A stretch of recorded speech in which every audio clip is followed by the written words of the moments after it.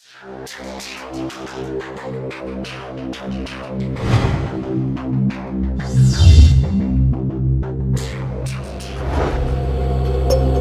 Paulo, Brazil, 1988. Gulf Breeze, Florida, 1988. Las Vegas, Nevada, 1990.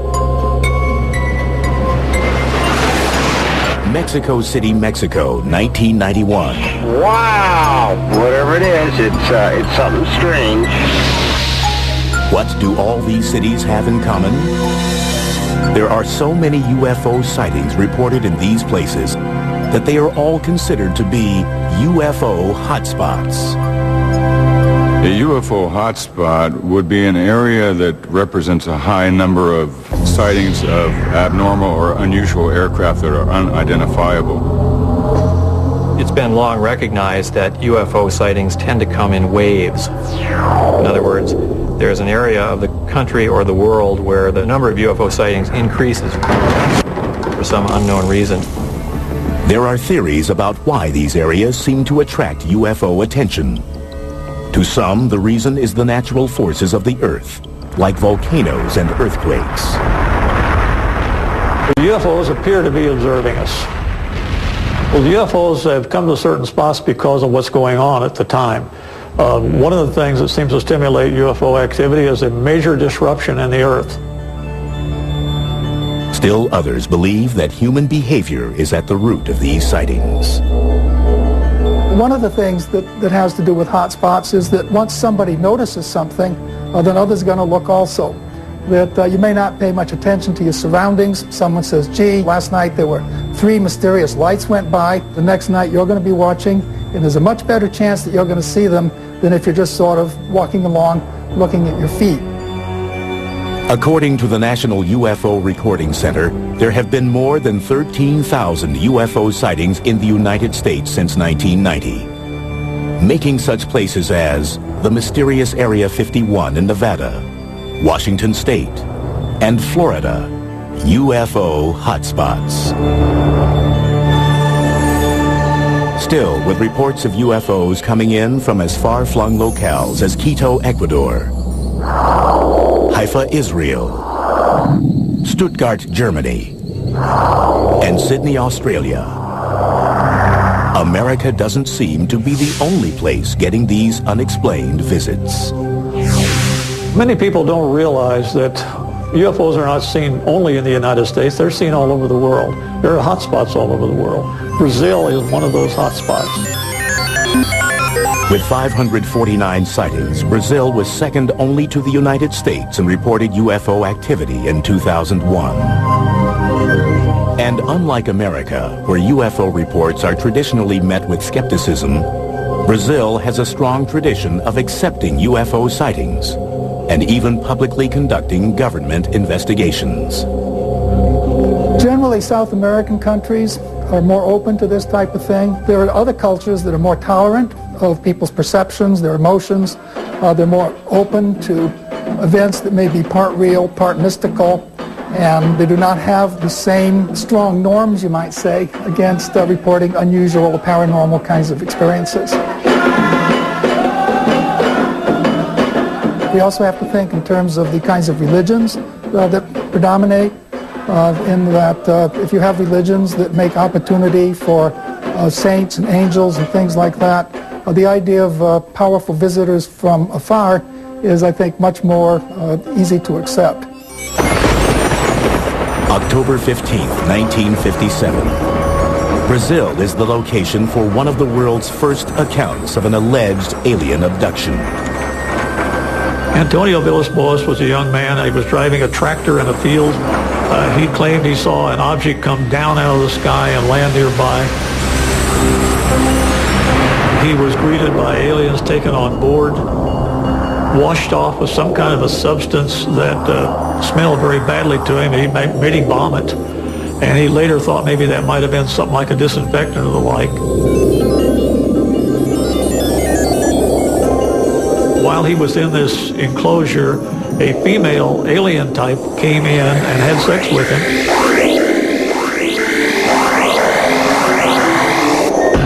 And went away, and he was dumped back out. To many, this seems like an outlandish story. But V.S. Boas' reluctance to profit from the incident lends the tale an air of credibility in many quarters. And several months after the incident, the story gets some scientific backing when he is diagnosed with radiation poisoning. He is examined by Dr. Olevo T. Fontes, a professor of medicine at the National School of Medicine of Brazil. One of the very important people in Brazil was a Dr. Olevo Fontes. He was a medical doctor. He worked for the Brazilian government. He investigated the case, and he said that as far as he was concerned, it was a good case. It really happened the way that the young man said. Less than 6 months after the alleged Vilas Boas abduction, the Brazilian Navy has a well-documented encounter with a UFO. In February of 1958, aboard the Almirante Saldanha, a civilian photographer named Almiro Baruna takes 5 photographs of what seems to be a ringed, oval-shaped object. The photographs are shown to Juscelino Kubitschek, the president of Brazil. Not wanting to keep this information secret, Kubitschek releases the pictures to the public, and they soon appear on the front pages of the nation's newspapers. That particular UFO was never seen again, but UFO incidents like that on board the Almirante Saldanha continue to be reported to this day in Brazil. In the mid-1990s, Brazil's UFOs again make worldwide headlines. On January 20th, 1996, it is alleged that extraterrestrials were recovered in Varginha, Brazil. The emergency personnel were called in. They were able to recover one of them for certain, as rumor has it, and allegedly took it to a local hospital. According to unconfirmed reports, government doctors perform an autopsy on the alien. And of course, from this point, the trail goes cold, and no one is quite sure as to where that particular ET or alleged ET had disappeared to. Despite several purported eyewitness accounts, the Brazilian government, which has been so forthcoming in the past, denies the Varginha encounter and that an alien was ever captured. Everything that was in any way connected with this sighting somehow vanished. Ironically enough, after this creature was allegedly recovered, there was a high number of UFO sightings in the area. While most experts doubt the veracity of the Varginha ET incident, the long persistent history of UFO sightings in Brazil is harder to ignore. One curious theory proposes that the ongoing destruction of the Amazon rainforest may be attracting extraterrestrial attention. If you were to look at Brazil from space, Atlanta for CSA CP. you would see that a vast area of that remote land is on fire. They're burning off the rainforest. That's changing the whole ecology of the planet. If you were observing a planet and what's going on there, you would definitely want to look at Brazil. And that seems to be the case.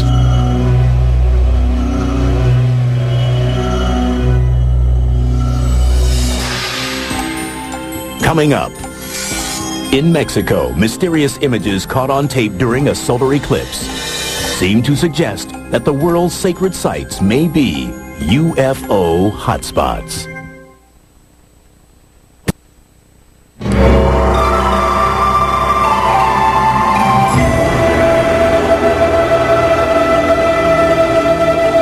Mexico is a land with a sacred past. A land dotted with pyramids built by the ancient Mayans and Aztecs. Monuments to the gods still standing hundreds of years after their makers are gone. Could the sacred energy that permeates these buildings be attracting otherworldly visitors and making Mexico a UFO hotspot? There are areas around the Earth known as sacred spots. And these areas have been known for a large number of sightings of abnormal or unusual aircraft that are unidentifiable. July 11th, 1991, in an event predicted hundreds of years earlier by the Mayans. The longest solar eclipse of the 20th century shrouds Mexico City in midday darkness. Millions of people look towards the heavens, many armed with their video cameras. But their cameras capture more than they expect. People all over the city, Mexico City, were taking videos. And they were getting things that weren't the eclipse. They were getting strange things flying around in the sky. Nearly 20 different people scattered across the city videotape what appears to be a saucer-shaped object floating above the horizon. Theories surface as to what the strange object may be. Once the moon passes directly in front of the sun, of course, it gets quite dark, and you can start to see the stars, you can see the bright planets, you can see Venus or any other bright star or planet that happens to be above the horizon at that time. Undoubtedly, that's what a lot of people were seeing.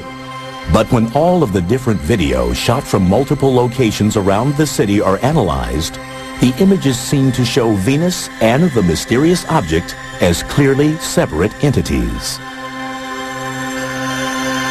Some experts offer another theory.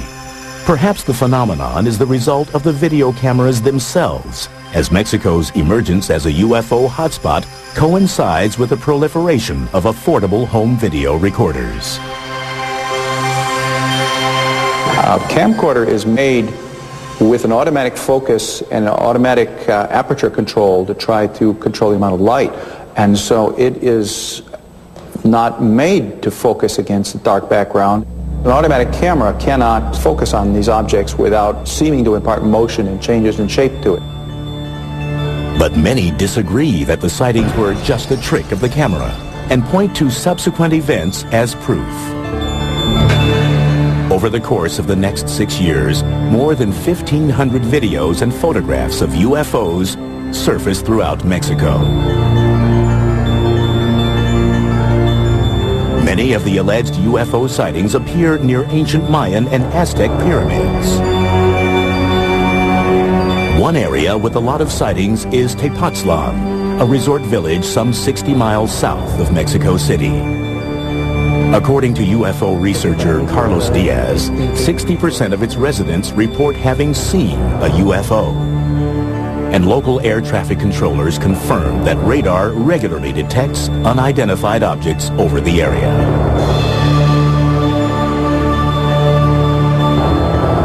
Tepoztlan is chiefly known for its ruins of a 14th century Aztec pyramid. To some ufologists, ancient sacred spots like this one represent power points that may be attracting UFO activity. There are many power spots around the world where there's certain geological activities and fluctuations in the fields. You might call them vortexes or portals, where there is a lot of UFO activity. Some believe that extraterrestrials have used these portals to enter our world, and also that they may have actually been responsible for the construction of some of the world's ancient sacred sites, including the Great Pyramid in Giza, Egypt. There's less than 2/100ths of an inch tolerance between the stones. The tolerances to which it's built exceed the tolerances that we use in our space capsule. The more you study the Great Pyramid, the more you begin to realize there was something going on there that goes beyond our understanding. More than 4,000 years old, the pyramid is built from over 2 million stones. Each side is perfectly oriented to the cardinal points of the compass: north, south, east, and west. The maximum error between the side lengths is astonishingly less than 0.1%. People have looked at these structures and said, well, you know, they must have built these with some idea of making contact with aliens, or the aliens have somehow helped them build these structures. Another theory is that both the ancient architects who built the sites and the alleged UFOs who visit them are attuned to a supposed geomagnetic energy force called ley lines, a grid-like pattern that covers the entire Earth. Ley lines are geometric, they're like fields or lines of energy, and there's all kinds of intersections of certain ley lines which seem to create magnetic anomalies. Ley lines have also been linked to tectonic activity, the movement of the Earth's plates, a force that results in earthquakes and volcanoes, and provides another potential explanation of UFO activity in Mexico. One of the reasons I believe that Mexico City is indeed a hotspot for unidentified flying objects is due to the volcano that's near Mexico City, where large numbers of legitimate unidentifieds have been filmed.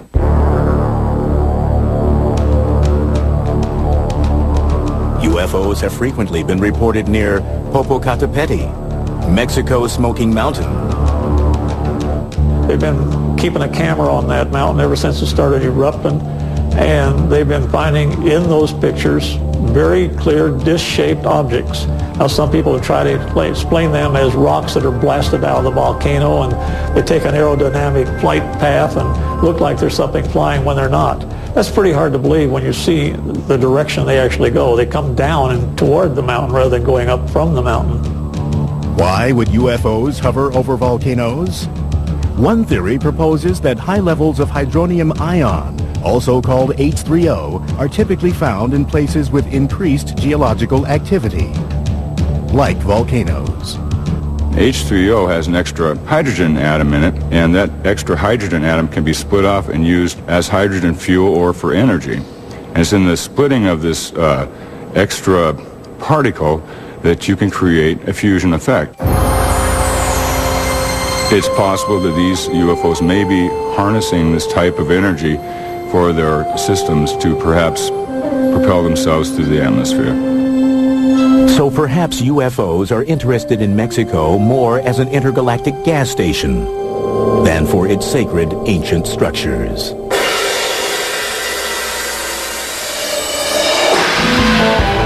Coming up next, 10 of America's nuclear missiles suddenly shut down as a glowing disk hovers above Malmstrom Air Force Base.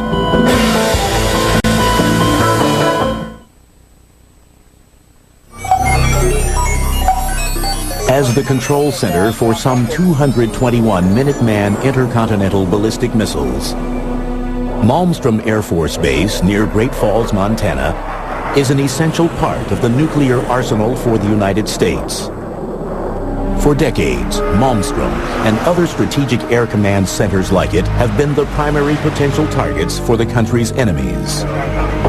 But many UFO experts wonder if these bases have also been attracting a different kind of attention. Are America's nuclear installations UFO hotspots? One interpretation of UFO activity is that these entities, assuming that they are entities, are interested in our technological development. We're a very violent species, as you know if you watch television at night. So that alone is a reason that they would have to pay attention to what we're doing. March 16th, 1967. Reports of UFOs at Malmstrom seem to demonstrate an extraterrestrial interest in America's nuclear forces. The way it happened, according to Robert Salas, who was stationed underground in one of the missile complexes, was that he received a phone call from a security guard up on ground level, saying, in effect, that there was a large, red, glowing, disc-shaped object hovering in front of the facility. And the guards were extremely frightened about this, as you can imagine. He kind of laughed and sort of said, you know, back off. The security guard called a second time, saying, even more panicky, that the UFO was now hovering right outside the gate and was very close. They were observing the status board in the launch complex, and they noticed that the missiles started going offline. Clunk, clunk, clunk, clunk, clunk. 10 of the missiles, one at a time, just boom, boom, boom, boom, shut down. The missiles quit functioning. So we were really out of business as a nuclear deterrent at that time. The incident in Malmstrom is neither the first nor the last time that the security of the United States nuclear sites is supposedly compromised by a UFO incursion. This supposed trend in UFO activity is noticed as early as 1952 by Captain Edward Ruppelt, the first chief of Project Blue Book, the Air Force's official investigation of UFO reports. Ruppelt discovers what he calls an ominous correlation between UFO sightings and the locations of the nation's nuclear facilities.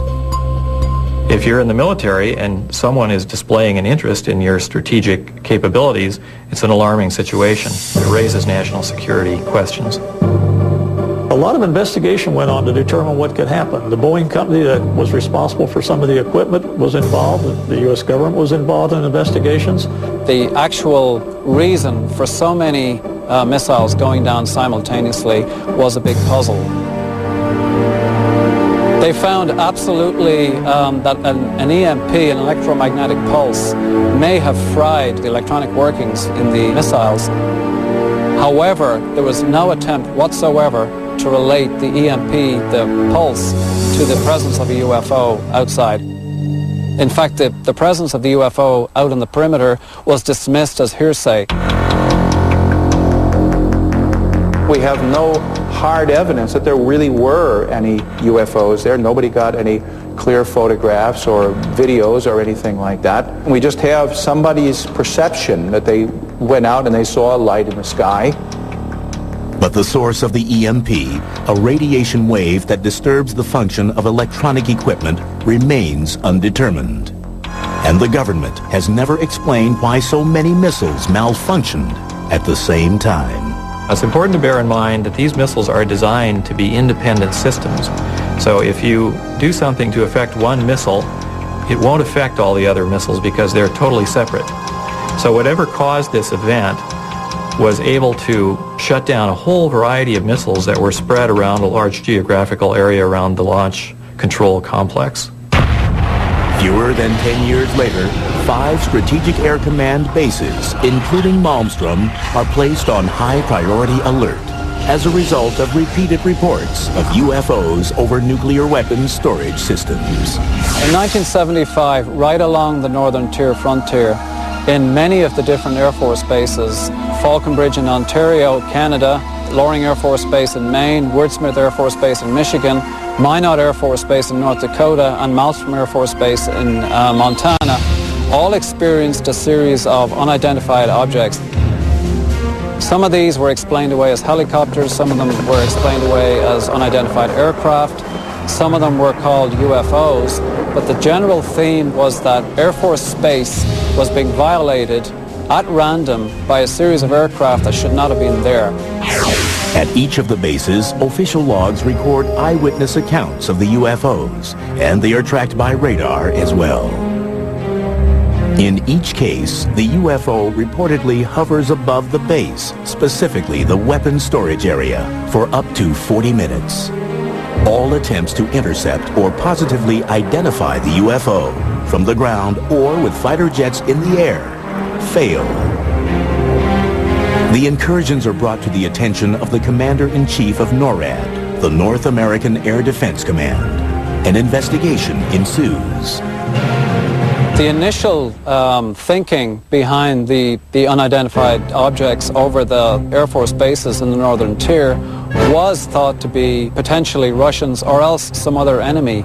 The only information we have is that the eyewitnesses described objects that behaved in a very unusual fashion. They glowed red, for example, and it doesn't sound like any technology that the Soviets had at that time.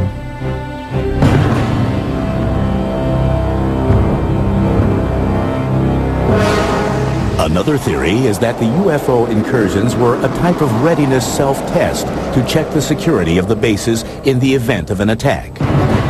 But if it was a test, the bases performed poorly. The Air Force personnel were completely at sea as to what was happening. They were actually calling the law enforcement people in Great Falls, Montana for help because unidentified aircraft were buzzing them in missile-controlled silos. They had no idea what was going on. Aside from acknowledging that unexplained events have occurred at the northern tier bases, the U.S. government remains characteristically silent on the question of whether American nuclear installments are indeed UFO hotspots. To my knowledge, there's no published report explaining what happened. It's simply a mystery. And as far as the government is concerned, it can remain a mystery. According to the Air Force fact sheet on UFOs published in 1996, no evidence has been presented to indicate that further investigation of UFOs by the Air Force or other government agency is warranted.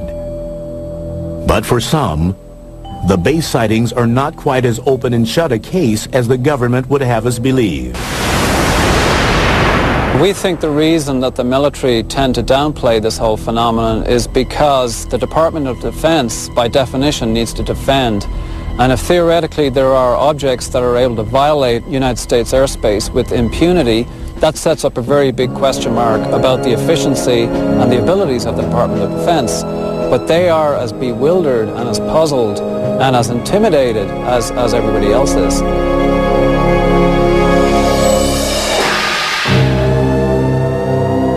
Coming up, amazing photographs and multiple sightings in Gulf Breeze, Florida divide the UFO community. Is it a hotspot or an elaborate hoax?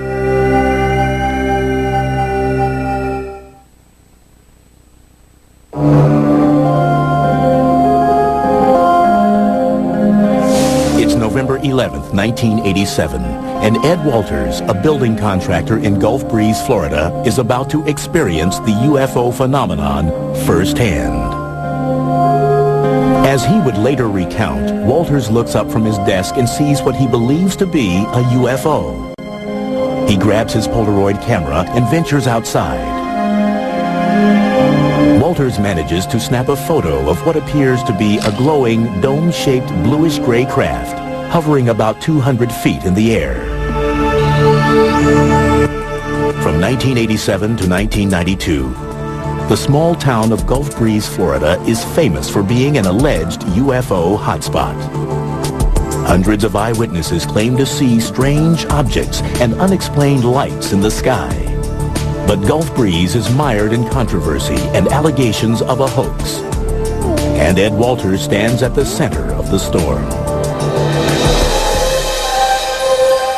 On November 19th, 1987, 8 days after Ed Walters allegedly had his UFO encounter, the Gulf Breeze Sentinel publishes 2 of his 5 photographs.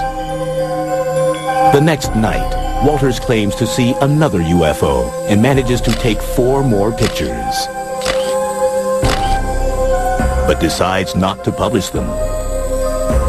Still, UFO fever has gripped Gulf Breeze, and by November 25th, reports of UFOs are pouring in. Hotspots are very intriguing. These are places where there are multiple sightings. One person sees something and a number of people see it shortly thereafter. The first person who notices it, the sense grants permission to the other people to make similar reports.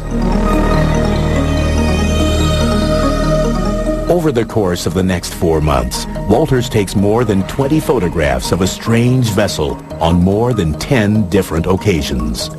He even shoots 1 minute and 38 seconds of video of a UFO sighting on December 28, 1987. Walters, who chooses to remain anonymous at first, soon becomes the central figure in the Gulf Breeze sightings. But he isn't the only one who is seeing strange things in the night sky. Pensacola area, Gulf Breeze area, is not just Ed Walters. There were literally over 130 UFO incidents involving more than 200 witnesses in this area. And Ed Walters was only involved in 34 of those incidents. But it is Walters whose photographs and claims attract the attention of MUFON, the Mutual UFO Network, a non-profit organization that studies UFO phenomena. In February 1988, MUFON provides Walters with a specially designed tamper-proof camera in order to authenticate his UFO experiences. It was a multi-lens camera that could take more than one view at the same time. We bought new film, we put it in that camera, we had it certified as new. We had closed the camera, sealed it with wax. He was allowed to use the camera, and he did get some pictures. It was, again, opened then under security conditions. The films were developed, found things on the film, and there's no way he could have faked that one. By the end of 1988, 7 different MUFON investigators have analyzed the evidence in Gulf Breeze. Meteorological and site survey analyses conclude that the photographs were likely to have been taken on the days and at the times that Walters alleges they were. Walters himself passes a battery of examinations, including 2 polygraph tests. MUFON, satisfied that Walters' claims are real, officially authenticates the Gulf Breeze sightings.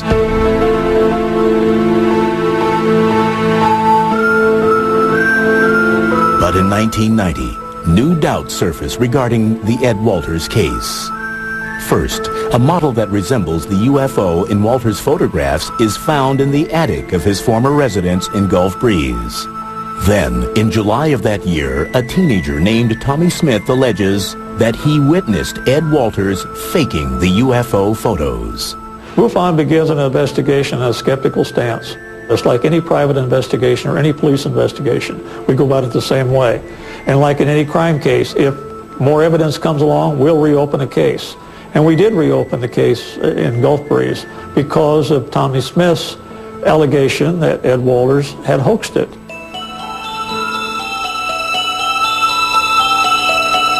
MUFON sends 2 new investigators, Rex and Carol Salisbury, to Gulf Breeze. The Salisbury's findings indicate that Ed Walters doctored the photographs, particularly one called Photo 19, that shows the reflection of a UFO on the surface of a road. The Salisburys believe that the photo was most likely made by using a small model and double exposure. But their conclusions are rejected by MUFON.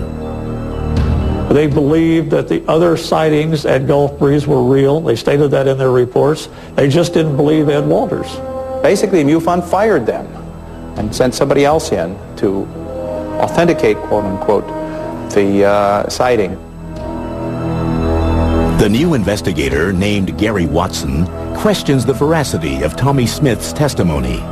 He also alleges that the model UFO found in the attic of Walters' former home was planted by someone who wanted to discredit Walters. Watson concludes that Ed Walters' photos and story are true. Despite the controversy over the Walters sightings, reports of a new UFO begin to emerge in Gulf Breeze. Instead of looking like ships or vessels, the new sightings are characterized differently. There were various kinds of lights that were seen. Big red globes, little white lights, some lights that maneuvered, some hovered, some shot away, some just disappeared. When you know it. From 1990 through 1992, residents of Gulf Breeze see the strange lights so often that they give them a nickname, Bubba. They organize sky watches, and by 1992, there are 170 recorded UFO sightings of Bubba. But then, in 1992, the lights disappear as mysteriously as they had appeared 2 years earlier. The lights have never been explained, and the Ed Walters case still divides the UFO community. Although strange lights are still occasionally seen in Gulf Breeze, it is no longer considered to be a UFO hotspot. Whatever supposedly was going on in Gulf Breeze, it's not going on anymore. Oh, look at that. Look at that. Oh, it doubled. There it goes. It's doubling. Up next, a Washington state man claims to be living in the middle of one of the world's major UFO hotspots.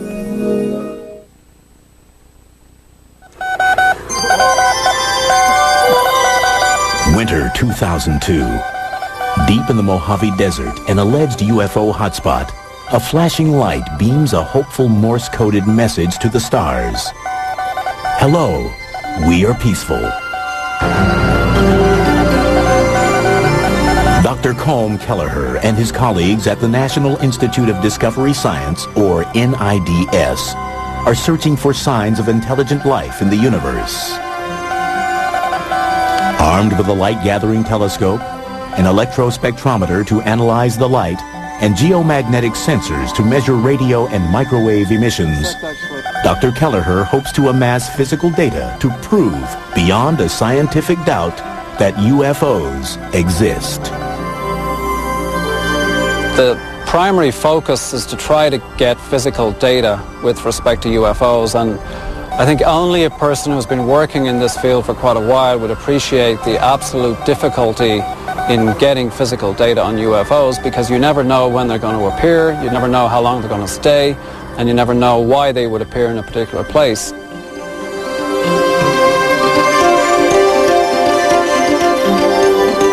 NIDS operates a 24-hour hotline for UFO sightings. And although 95% of the accounts turn out to be IFOs, identified flying objects, like airplanes or weather balloons, there is still the 5% that defies explanation. And that 5% is what interests Dr. Kelleher. If we got a series of reports, say in the last 5 or 6 months or even a year, from the same area, same location, different eyewitnesses that appeared to corroborate, we would take those reports seriously. And one alleged hotspot that is raising some serious questions in the UFO community is the Yakima Mount Adams area in southeastern Washington state. The Yakima Indian Reservation in Washington has the appearances of being a UFO hotspot for many years. UFOs have been reported from the fire towers, from rangers, from people camping, that sort of thing, over and over and over. James Gilliland is the owner of the Sattva Sanctuary, a UFO-friendly spiritual retreat located nearby. He claims the whole area is rife with UFO activity. The sanctuary here is located right at the base of Mount Adams, next to the Yakima Reservation, and it has over a 100-year history of recorded UFO activity. Well, I'd say this is probably one of the major hotspots in the world right now, because it's almost nightly that we see at least 1 or 2, if not 15 to 25 UFOs flying in the area. Gilliland and fellow seekers gather regularly in the summer months for sky watches. They play music and meditate and wait patiently for UFOs to appear.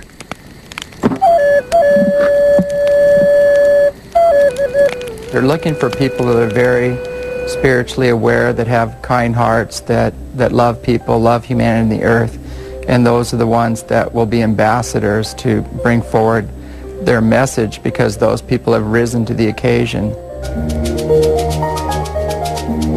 As Gilliland and others see it, the anomalous lights that appear above his property exhibit both intelligence and intent. What these ships are doing, they're inquisitive, they're morphing, they're responding to lights, they're responding to the telepathic messages of those people on the ground. Whoa! There we go. We got it. That was a good one. We actually have some that morph from a round object to a triangle when we draw a big triangle in the sky, and then it goes back to a round object and then leaves again with multiple witnesses. When you're talking about lights in the sky, it's very difficult to say what causes them. Are they natural phenomena or are they not? When they seem to fly into an area, stop and react to people yelling or to flashes of light or something else, what causes the reaction? Do natural phenomena do that? One theory proposes that the lights in the sky are not doing anything, but the observer's eyes are. Something called the autokinetic phenomenon. The eye literally cannot focus properly on a single bright point source of light against a dark background, and so it seems to bob around, move around, wiggle, zigzag. All these things are perfectly normal behavior, but it's the behavior of your eye. It's not the behavior of the object itself. Trick of the eye or not, Some believe that Gilliland's role at the center of the UFO activity that surrounds his home is characteristic of all of the areas deemed a hotspot. We've investigated in a couple of quote-unquote hotspots, and we are beginning to realize that any of the areas that we focus on usually has a single individual in that area who becomes a lightning rod for multiple reports from the community.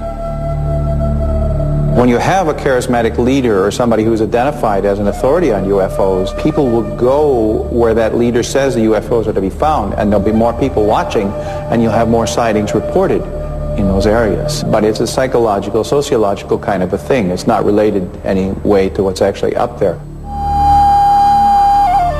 The major portion of people that are coming here are more aligned to trying to understand the experience on a more spiritual nature, but we do have a lot of, we call them looky-loos, that are coming just to try to see one.